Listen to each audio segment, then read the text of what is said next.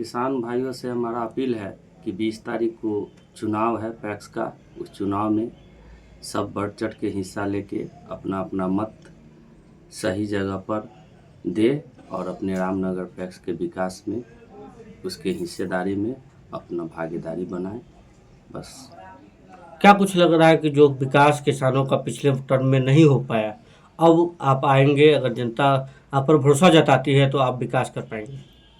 मेरा कहना है कि अगर मैं इस पैक्स चुनाव को जीतता हूं तो जो पैक्स के माध्यम से सरकारी तरीके से जो भी चीज़, जो भी वस्तुएं जनता को या किसान को उपलब्ध कराया जाता है, उसमें किसी भी तरह का कोई भी दलाली, किसी भी तरह का कोई भी कंप्रोमाइज़ न करते हुए सीधा सरकार के द्वारा जनता तक पहुंचाने का काम हम करेंगे।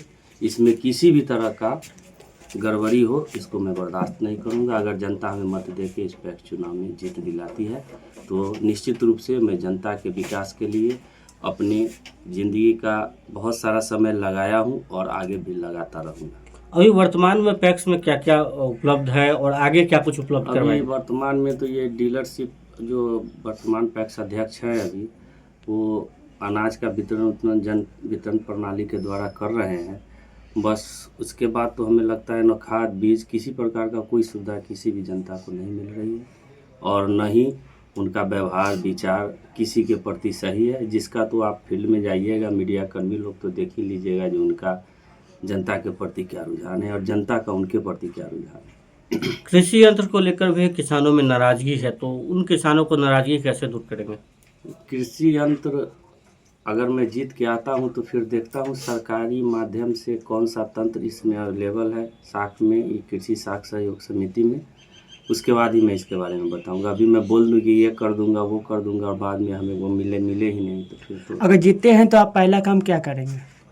हम जीतते हैं तो सबसे पहला काम करेंगे कि अगर सरकार खाद और बीज, जो किसान का मुख्य जो उनको दिक्कतें होती है फसलें खेती करने में, या उनका जो धान या गेहूं या कोई भी जो वह उपजा करते हैं और उसको सही और उचित मूल्य सही समय पर नहीं मिल पाता है, इस काम को मैं सर्वप्रथम करूंगा। जो उनका जो धान गेहूं का जो खरीदारी होती है वह सही समय पर सही मूल्य उनको प्राप्त हो, इसके लिए मैं सबसे पहले काम करूँगा। चुनाव जी आ गया तो ऐसे में किसान भाइयों से क्या कुछ अपील करेंगे? हम अपील करना चाहते हैं कि देखिए, ईश्वर ने मोती का माला हमें दिया है, एक नंबर पर आप भी उस माला को पहनाइए। उनकी भी मर्जी है कि इस बार मैं पैक्स का अध्यक्ष बनूं और आप लोगों के सेवा में अपने को लगाऊं। कितने क्रमांक पर अंकित है? 1 नंबर पर मोती के माला छाप कर वोट करने के लिए मैं सभी जनता से अपील करता हूं।